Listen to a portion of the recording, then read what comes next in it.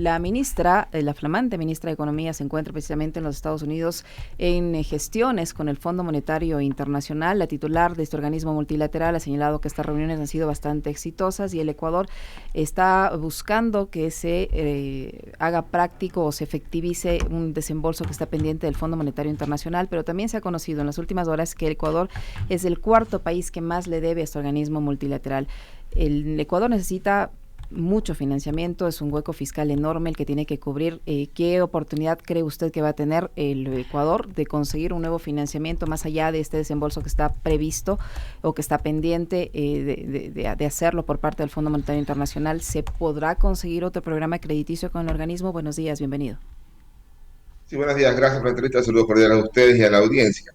El Ecuador necesita deuda porque tiene déficit fiscal, necesita deuda porque tiene que pagar vencimientos de deuda, lo que se llaman amortizaciones.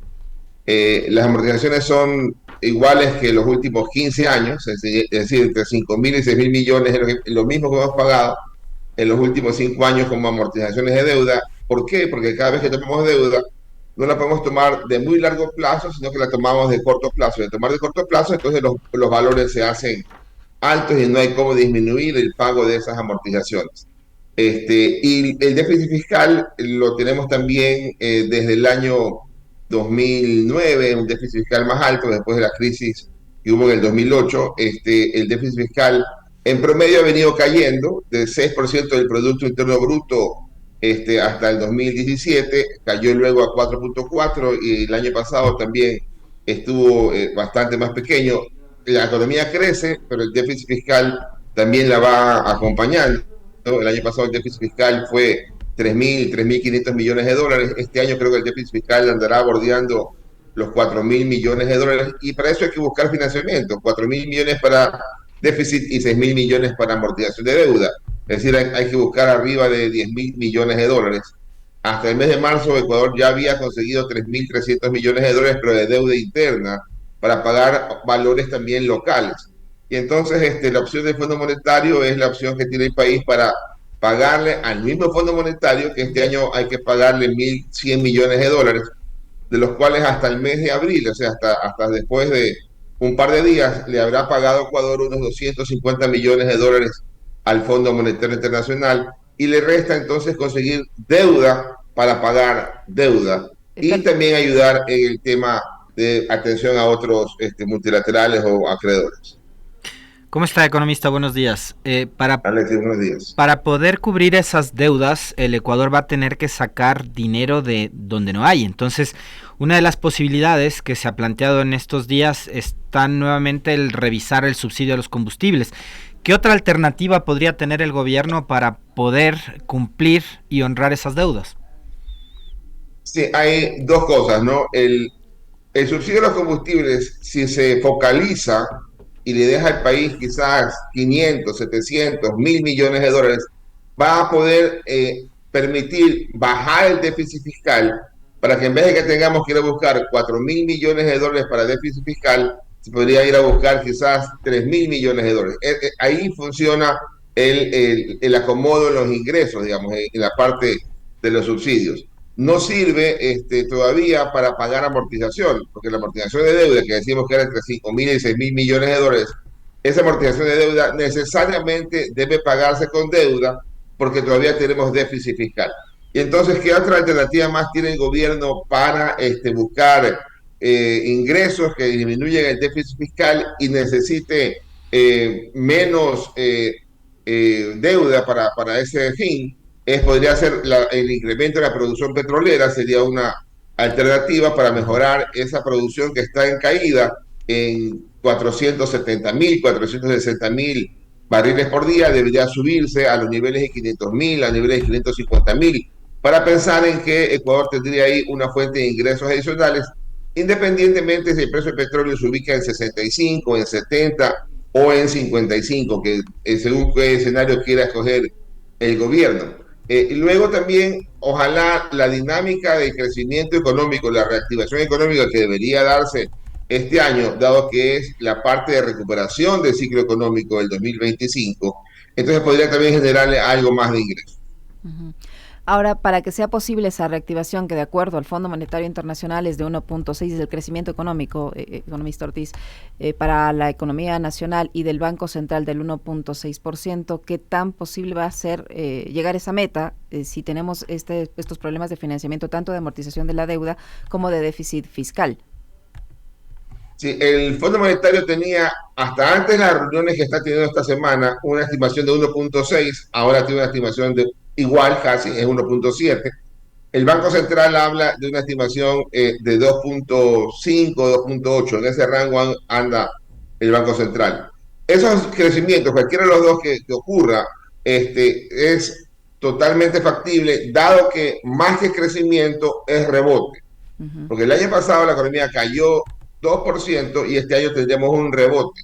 Lo vimos el rebote en el 2016, consecuencia algo del terremoto, lo vimos el rebote en el 2020, caímos 9% de la economía por la pandemia y rebotamos 9%. Por lo tanto, el rebote es muy probable, porque lo único que está haciendo la economía, por ejemplo, es la obra pública gastar lo mismo que se gastaba antes de la pandemia. El gasto del gobierno, gastar lo que hacías antes de la pandemia, y entonces eso lo que nos da es entonces un rebote que es muy probable. Yo creo que podría inclusive la economía crecer un poquito más allá de la estimación del Banco Central. Uh-huh.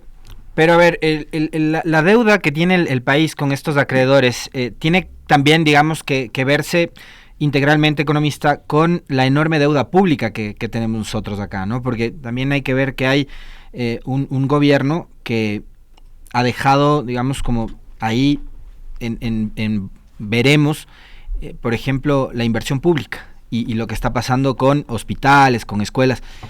De alguna manera, eso que consideran algunos gasto, que finalmente es inversión, podría significar una dinamización diferente en nuestra economía, pero no se lo está haciendo. Sí, la obra pública, lo que se llama la formación de capital fija, eso es privado y público, ¿no? Ese es el gran concepto macroeconómico. Pero el plan anual de inversión es lo que invierte el gobierno en presupuesto del Estado. Este plan anual de inversión, la inversión del gobierno, viene cayendo desde el 2014, ¿no? En 2012 fue su pico, 2013 lo mantuvo y 2014 para adelante se empezó a desplomar. Y de ahí para adelante se ha caído, y el año pasado fue una inversión pública, o su plan de inversión fue muy bajito, inclusive en dólares fue menor que algunos años hacia atrás. Y lamentablemente a veces la fácil es una opción que la gente utiliza. ¿Cuál era la fácil? Baja el gasto, recorta ese déficit, y entonces la fácil es no hacer obra pública, ¿no? Y eso es lo que tuvimos el año pasado y quizás de unos cuantos años atrás. Eso de ahí hay que revertirlo, hay que volver a atender la obra pública, los hospitales, las escuelas, las calles, las hidroeléctricas, todo eso ahí hay que empezar a volver a dinamizarlo una vez que el gobierno ya tiene una visión un poco más larga de 4 años para poder trabajar. Y para eso hace falta financiamiento, porque si eso no está, si no alcanzaba el año anterior para atenderlo, porque había déficit, atenderlo ahora con más recursos va a significar financiamiento. Y para eso está la deuda, para atender ese tipo de proyectos, exactamente. No es tan importante el asunto de que tomes deuda para esos proyectos, cuando la preocupación debería ser que estemos tomando deuda para atender algunos gastos corrientes que también se han venido usando desde hace algunos años. Economista Ortiz, ¿a cuánto podría ascender en caso de que Ecuador logre conseguir más financiamiento con el Fondo Monetario Internacional? ¿Cuánto podría llegar ese financiamiento, tomando en cuenta que ya le debemos 8.705 millones de dólares? Adicional a este último desembolso que está pendiente del programa anterior, un nuevo programa, ¿por cuánto más podría ser? ¿En cuánto más se podría endeudar el país? ¿Y qué medidas de ajuste podrían implicar si es que nos conceden un nuevo financiamiento? Por un momento pensemos que nos dan 1.000 millones de dólares, ¿verdad? Y nos permite pagarle al mismo Fondo Monetario 1.000 millones de dólares. Por lo tanto, ¿aumenta la deuda con el Fondo Monetario? La respuesta es no. ¿Vamos a requerir tener algún plan con el Fondo Monetario? La respuesta es sí, ¿verdad? Entonces, acá el asunto es, ¿cómo el gobierno puede lograr el financiamiento y no comprometerse a ajustes en el corto plazo? Quizás hay una ruta de reducción del déficit fiscal en un plazo medianamente manejable, un poco más largo, para darle algo de respiro a la economía, para que la economía pueda reaccionar y crecer un poco más, para generar el empleo que está caído y es una de las variables críticas. Esa un poco es la dinámica esperada desde los analistas, de algunos analistas, y ojalá que el gobierno pueda presentar la palabra crecimiento más fuertemente en los programas con el Fondo Monetario Internacional. La escuchaba la ministra Sarija Moya y la he visto con esa palabra en un par de declaraciones. Ojalá que eso lo pueda traducir en algunas políticas para el año 2025 y posteriores. Ahora, tomando en cuenta que Ecuador también es uno de los países más endeudados con el Fondo Monetario, ¿hasta cuánto nos podría alcanzar el poder adquirir más créditos en este nuevo periodo? La deuda total en Ecuador es 85.000 millones de dólares. Cuando uno le quita la deuda con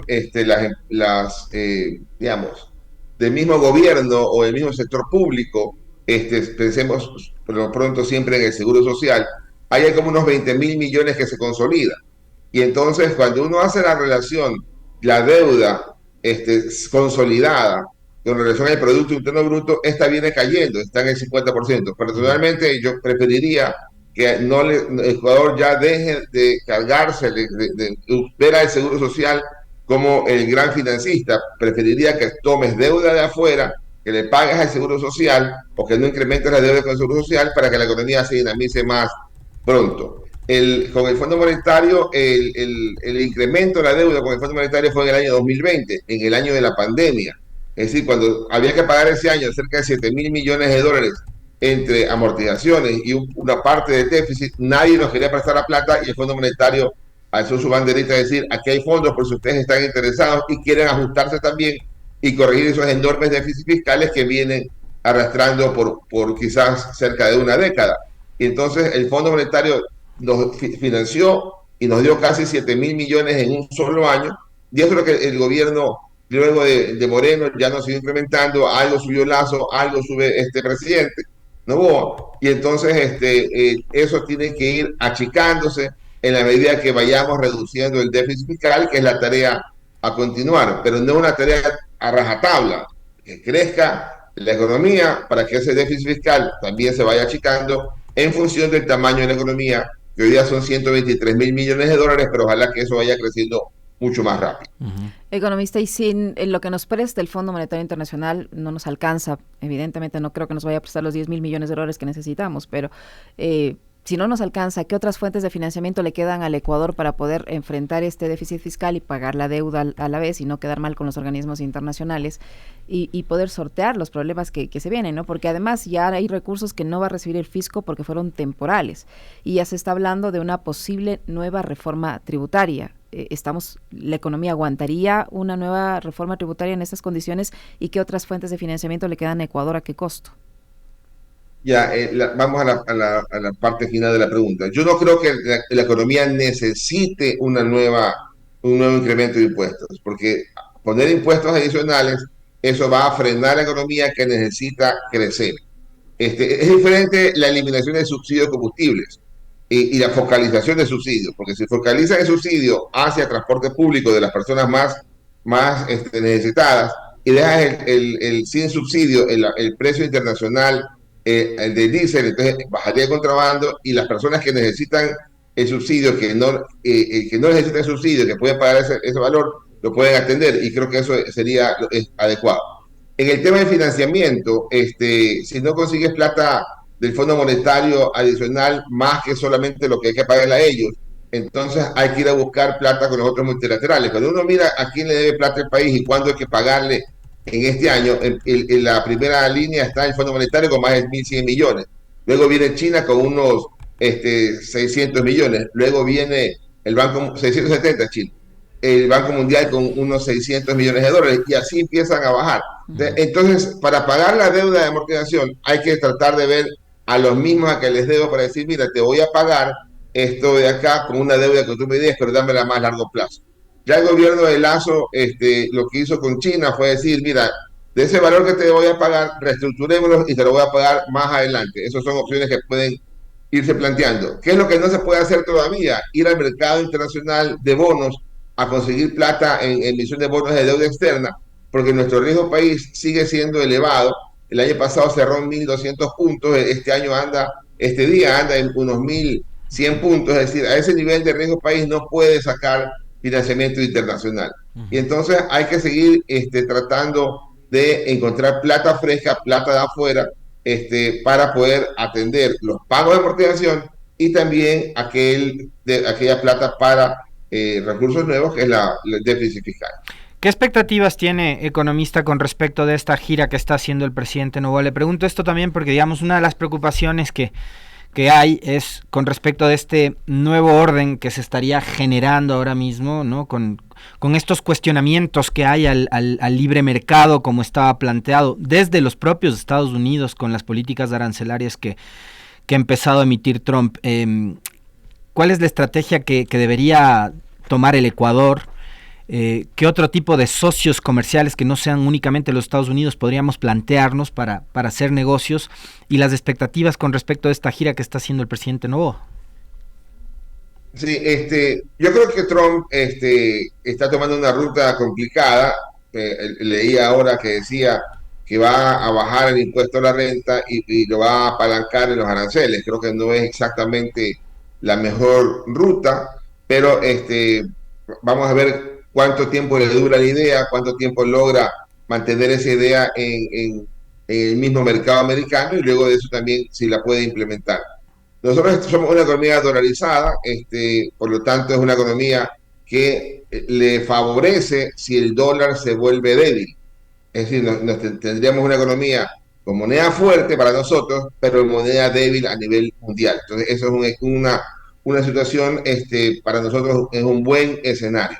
Hay que tratar de avanzar en ese campo con Estados Unidos para ver cómo encontramos algún esquema en donde los aranceles no nos peguen a nosotros tan fuertemente, y que nos igualemos a nuestros vecinos de Colombia y Perú. A nivel global, encontrar un nuevo socio que reciba nuestras exportaciones es complicado. Encontrar un nuevo destino donde nos envíe remesas de los compatriotas que han tenido que salir del país también es complicado. Por lo tanto, no es un escenario en donde uno pueda rápidamente hacer un cambio, digamos, ¿no? Sigue siendo importante el mercado americano, sigue siendo importante la relación con Estados Unidos, y habrá que ir construyendo en otros lados para tratar de mejorar nuestros productos de exportación. Sobre todo, si uno mira que nos ha ido bastante bien porque hemos crecido, por ejemplo, en camarón, hace 4 años exportamos 3.000 millones, ahora exportamos 7.000. Nos ha ido bastante bien con el cacao, que es coyuntural. Hace 3 años exportamos quizás 300 millones de dólares, después 1.000, ahora estamos el año pasado en 3.000, y quizás este año los números dicen que podríamos llegar inclusive a 5.000 millones de dólares. Por lo tanto, eso está bien. Ya hay más de 3 productos que están arriba de los 3.000 millones de dólares: cacao, banano, camarón, minería. Flores está subiendo, y Flores tiene la amenaza del arancel americano, porque nuestro vecino Colombia, que también exporta flores al mismo destino, tiene arancel cero. Nosotros tenemos un arancel ahí un poco más alto. Hay cosas que se deben hablar bilateralmente, pero en concepto general, los destinos están ahí para irlos a conquistar, a tratar de ver cómo logras una mejoría para incrementar. Quizás no nos da para sustituir. Economista Ortiz, ¿cómo evalúa usted la gestión en materia económica del actual gobierno? Y le pregunto esto tomando en cuenta que ya en mayo próximo comienza un nuevo periodo de gobierno de 4 años. Y durante este año y medio que ha estado el presidente Noboa, pues las cifras no le han acompañado, más allá de la exportación de productos no tradicionales, que es lo que usted ha mencionado. Pero tenemos de crecimiento en la producción petrolera, las ventas por el petróleo no han ayudado mucho a la economía nacional, si bien son el principal sustento, pero tenemos un 2024 en la que la economía decreció el primer trimestre del 2025 con saldos en rojo, incremento de la pobreza, incremento de la informalidad, incremento del desempleo, por citarle algunos ejemplos. Frente a este nuevo periodo de gobierno, ¿qué debería corregir? Si es que algo está haciendo mal, no sé, según su evaluación. Por eso le pregunto, ¿cuál es la evaluación que usted tiene de la forma como se ha llevado la política económica, y si es que es el caso que se debería corregir para estos 4 años que vienen? Sí, una economía con caída de crecimiento de 2 puntos, con un empleo que no logra superar el nivel de empleo del año 2010. No es una economía que pueda salir bien calificada, digamos, ¿no? Pues claramente en la economía hay una cifra en rojo, ahí hay una tarea pendiente enorme, digamos. Lo que el gobierno ha logrado cosechar es la expectativa de la menor incertidumbre, digamos, ¿no? No es lo mismo salir del bache con incertidumbres por todos lados, si la economía se mantendrá estable, si la plata vendrá, si la plata saldrá. Esa incertidumbre es la que logra el gobierno capturar y de cara al arranque de su nueva gestión. Por lo tanto, entonces, la economía viene mal, ¿verdad? El año pasado fue un mal año, pero la expectativa de mejora es mucho mejor que si hubiéramos tenido un resultado distinto. Entonces, yo creo que Ecuador tiene la posibilidad de encontrar la ruta de crecimiento, ¿verdad? Luego de que el año pasado, a pesar de que era un año que venía en caída, el gobierno insistió en el ajuste, insistió en políticas de ingresos, con un gran riesgo electoral, que si lo habrá medido o no, que al final del día lo pudo sortear y va a manejar el 2025 en adelante con una mejor situación y mejor expectativa que el año anterior. Ajá. Ahora, cuando los mercados siempre se ponen un poco tensos, nerviosos cuando hay elecciones, eso es real. Digamos, ahora podrían tener un cierto aire de estabilidad porque el gobierno va a tener 4 años. Pero una de las cosas que demandan los inversionistas, y ahora que están en busca de inversión extranjera, que para eso se supone que ha salido de viaje el presidente con la mitad de su gabinete, es la seguridad jurídica. Y digo, si bien van a empezar un nuevo periodo de 4 años, hay certezas sobre eso. No tenemos certeza sobre cuál va a ser la hoja de ruta en caso de instalar una constituyente. Y una constituyente significaría tener nuevas reglas de juego. Entonces yo no sé qué tantas certezas puedan tener ni los mercados internacionales, ni tampoco los inversionistas como para venir al Ecuador si no sabemos si va a regir o no la actual constitución. Sí, el tema de un proceso electoral que pueda significar cambios no previstos, eso es incertidumbre, eso afecta a la economía. Yo no sé si el gobierno va a hacerlo, esa constituyente, ahora en este 2025, y la forma en que quiera hacerlo. Personalmente yo hubiera preferido hacer 4 años de buena gestión y la constituyente hacerla en el arranque del potencial nuevo periodo presidencial, para darle a la economía la posibilidad de corregirse. Pero ahí está cada cual para cometer aciertos y cometer errores. Pero usted cree desde el punto de vista económico que la constitución actual necesita reformarse, necesita enmendarse o necesita una nueva constitución, el país. Yo creo que con enmiendas podría ir saliendo, podría ir corrigiendo. Hay algunas áreas en donde se podría ir corrigiendo para tratar de dar algunas soluciones que ameritan quizás procesos electorales puntuales, ¿no?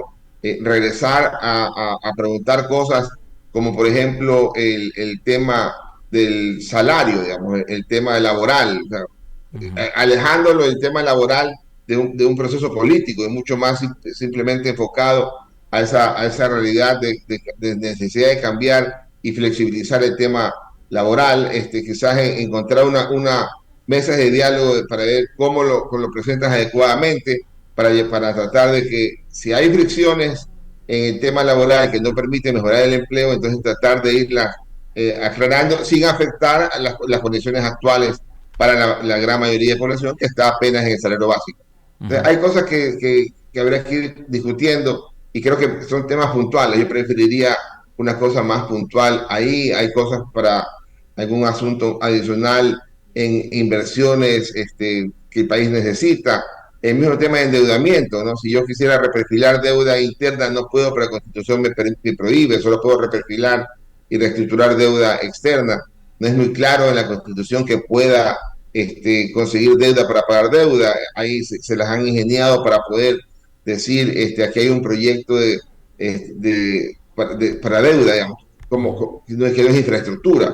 Hay cosas que hay que ir chequeando, que hay que ir corrigiendo. El mismo sector laboral dice, mira, en verdad nos está afectando esto de la jubilación patronal, conversémoslo. Entonces, yo creo que hay espacio de hacer diálogo más allá de refundar esto, porque si refundamos hoy día refundaremos mañana. Y en estas refundaciones, la verdad que muy poco es lo que sacamos provecho. Ujú. Es decir, que solo deberían ser reformas puntuales, específicamente en el tema laboral. ¿En qué otro aspecto? Porque ya se está hablando también de la seguridad social, de la jubilación patronal, de posible incremento de los años para la jubilación o del aporte para el seguro social, entre otros cambios en materia económica. Y yo le pregunto eso porque además este año hay que recordar que ya se terminan los contratos con las barcazas y ya mismo empieza otra vez el problema eléctrico. No sé cuánto hemos ganado en esa área como para que el Estado no tenga que seguir invirtiendo o gastando para sostener el tema eléctrico también. ¿Cómo vamos a financiar esos casos específicos? Sí, hay cosas que no hacen sentido, no hace sentido que se nos prohíba como país que el sector privado entre al tema eléctrico y a generar electricidad en una cantidad adecuada, digamos, no mínima, ¿verdad? Pero no hay ningún problema si le compramos al privado colombiano. O sea, la verdad que no hace mucho sentido. Quizás en algún momento, cuando tenemos abundancia y exceso de electricidad, podría decir, este negocio solamente lo atiende el sector público. Quizás ahí había alguna forma de entender esa dinámica, pero diría que donde estamos en los límites máximos de capacidad de generación y la demanda puede ir creciendo, no darle espacio a que lo haga el sector privado también fuertemente, eso molesta y a la economía. Y permitírselo a Colombia, el privado que nos dé electricidad, hace un sinsentido. Luego el tema de la seguridad social. No es nuevo a nivel local, a nivel global, que todos los países están atravesando el mismo problema. ¿Cuál es el problema? En que la población crece más lentamente y los jubilados aumentan más tiempo, digamos, ¿no? ¿Por qué? Porque la población crece más lentamente, hace que haya menos gente afiliándose a la seguridad social y menos gente trabajando. Y en cambio la jubilación dura más tiempo porque ya los que tienen cerca de 60, 65 años tienen una expectativa de vida más larga y entonces eso hace que la seguridad social tenga que entregarle más recursos y no alcanza. Es un modelo desequilibrado. Aquí en Ecuador y en muchos países del mundo. Yo recuerdo hace 10 años había un problema en Francia donde casi incendian el país porque quisieron cambiar las edades de jubilación. Ocurrió lo mismo en Nicaragua casi que en la misma semana.